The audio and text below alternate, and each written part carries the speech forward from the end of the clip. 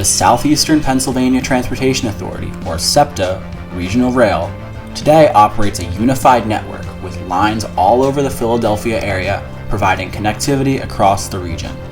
But it didn't used to be this way, with the system having previously been split in half, hampering connectivity across the region.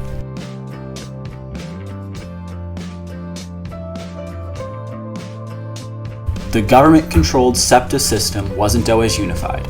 In fact, it used to be controlled by two separate competing companies. The Pennsylvania Railroad and Reading Company were fierce competitors for much of their histories, as they fiercely competed for more market share in the Philadelphia area. The Pennsylvania Railroad ran its trains to Suburban Station, and the Reading Railroad ran its trains to Reading Terminal, and when a train arrived at either terminal, it had to go back out on the same system's lines. If a passenger wanted to transfer between the two railroads, a less than convenient transfer from one station to the subway and then another transfer back to a commuter train was in order. But as the two companies were separate entities competing with each other, there was little incentive for them to cooperate with each other and unify their two systems. This situation exists in a lot of cities where competing railway companies have their own station in each city. Best case scenario, the two stations are at least relatively close to each other and in close proximity to the center of the city. Worst case scenario could be like New York City, where Penn Station and Grand Central are a 20-minute walk apart, and Hoboken Terminal is on the other side of a river. But New York has been trying to rectify these issues in recent years, but a city like Boston or Chicago have seemingly done nothing to rectify the problem.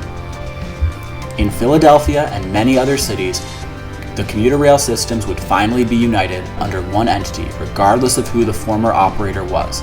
This was because state or city-owned entities were taking over operation of commuter rail systems. In Philadelphia, Septa was the agency that did just that.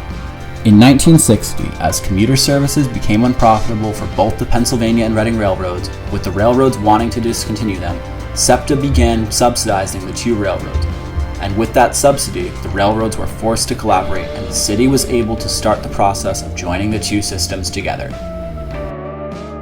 The Center City Commuter Connection entered the planning stages in the 1960s with the goal to connect and allow through running from both the Pennsylvania Railroad and Reading Company's lines.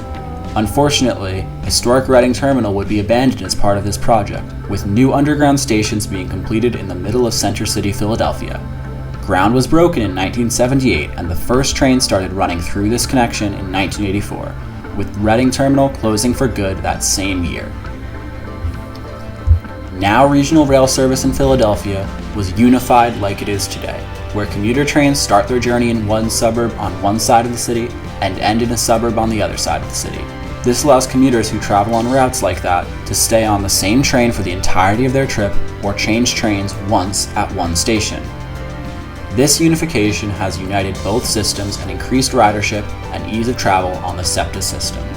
A unification system like the one has happened in Philadelphia can do wonders for a city, and most Philadelphians couldn't imagine a world without it. Similar schemes are in various stages in many other cities across the country and indeed the world, but Philadelphia was one of the first cities to complete it, and therefore a city that others should learn from. Be sure to subscribe for more.